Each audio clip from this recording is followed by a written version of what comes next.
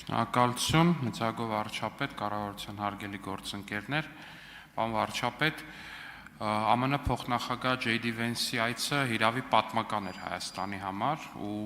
այն ամբողջ շրջանակը, որը ներկայացվեց ձեր եւ պարոն Vance-ի համատեղ մամուլի հայտարարություններով, արդեն իսկ բավական տպավորիչ էր եւ ես կարող եմ ասել, որ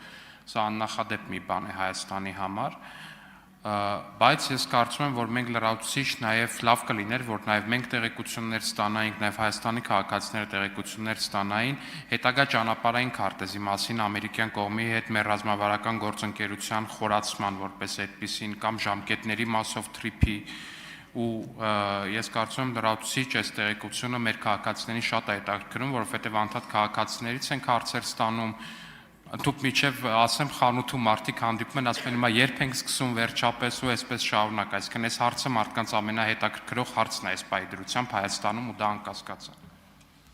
Հարցին կպատասխանի վարչապետ Նիկոլ Փաշինյանը։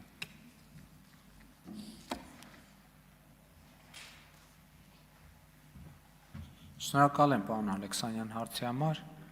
Տրիպի մասով հետևյալ ժամանակացույցով ենք առաջնորդվելու Առաջիկա օրերին մենք Միացյալ Նահանգների գործընկերներին կփոխանցենք տրիպի հետ կապված համաձայնագրի նախագծի հետ կապված մեր դիտարկումները, ընդ որում նախագիծը համաձայնագրի նախագիծը հիմնված է լինելու երկու երկրների կառավարությունների հաստատած իրագործման շրջանակի վրա, որն իր հերթին հիմնված է օգոստոսի 8-ի հռչակագրի վրա։ Հաջորդիվ արդեն բարձր տեխնոլոգիական արդյունաբերության նախարարը ասաց, որ ընթանում է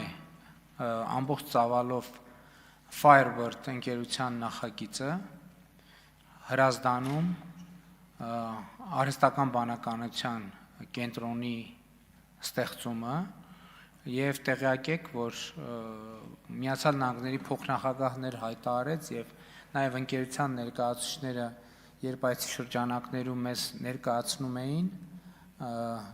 այդտեղ պոտենցիալ են տեսնում, որ ներդրումների ծավալը կարող է հասնել մինչև $4 միլիարդ։ Վերադառնալով թրիփին ասեմ, որ նաև սկսվել է նախագծի տեխնիկատնտեսական ուսումնասիրությունը եւ գնահատումը, որը շատ կարեւոր է նախագծի իրագործման համար, հաջորդիվ նաեւ էներգետիկայի ոլորտում մենք ինչպես արդեն ասվեց, կտեսնենք ինչպես ենք շարունակում մեր համագործակցությունը միջուկային էներգետիկայի ոլորտում, դուք գիտեք, որ այստեղ մենք մի քանի գործընկերների հետ ունենք երկխոսություն եւ իհարկե մենք որոշում կայացնենք այն նախագծի օգտին, որը առավելագույնս համապատասխանում է Հայաստանի շահերին։ Հաջորդ խնդիրը, որը ելի կարևոր է սահմանների կառավարման հետ կապված, այսօր օրինակ մենք ներքին գործերի նախարարի հետ աշխատանքային քննարկում ունեինք եւ ես նաեւ կառավարությանը խնդիր եմ առաջադրել, որ այն պահից երբ Հայաստանում կսկսեն արդեն գործել բիոմետրիկ անձնագրերը, իսկ դա մենք սպասում ենք 2027 թվականի աշնանը, մեր օդանավակայանում եւ բոլոր կետերում պետքա գործեն անկոնտակտ անցման ուղիները, այսինքն բիոմետրիկ քաղաքացի ունեցող կենսաչափական անձնագիր ունեցող քաղաքացիները պետքա գնան ուղղակի իրենց կենսաչափական տվյալները Այսինքն առանց կոնտակտի պետքա գնան օդանավ մտնեն դուրս գան կամ սահմանը հատեն։ Հիմա որ արձագանքեք, կասեմ ինչա պետք դրա համար։ Արձագանք։ Ինչա պետք դրա համար, պարոն վարչապետ։ Պետքա կդերեք ու մի բան էլ ու այս ձեր հարցի պատասխանն է նաև պատճառը, որ մեր գանձերը այսօր էլ այստեղ չեն։ Ինչա պետք դրա համար պետք է որ Միացյալ Նահանգները, ովքեր այդ տեխնոլոգիաներին տիրապետում են, այդ տեխնոլոգիաները կիսեն մեզ հետ Եվ ես երեք Միացյալ Նահանգների փոխնախագահի հետ քննարկել եմ այս թեման եւ մեր գործընկերներից ստացել եմ հավաստիացում, որ այդ տեխնոլոգիաները կկիսվեն Հայաստանի հետ։ Իհարկե նաեւ ես շնորհակալ եմ Միացյալ Նահանգների փոխնախագահին դրա համար, իհարկե դրանից առաջ էլ շնորհակալ եմ Միացյալ Նահանգների նախագահին, ում հետ օգոստոսի 8-ին մենք Վաշինգտոնում ստորագրեցինք մտադրությունների հուշագիր խաղաղության խաչմերուկ նախագծի կարողությունների զարգացման մասին, որտեղ սահմանների կառավարման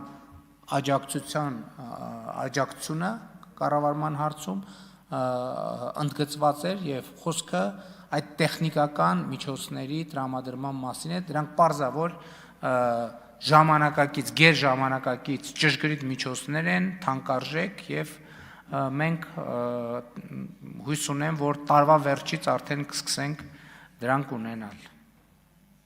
Շնորհակալ եմ։ Մարինա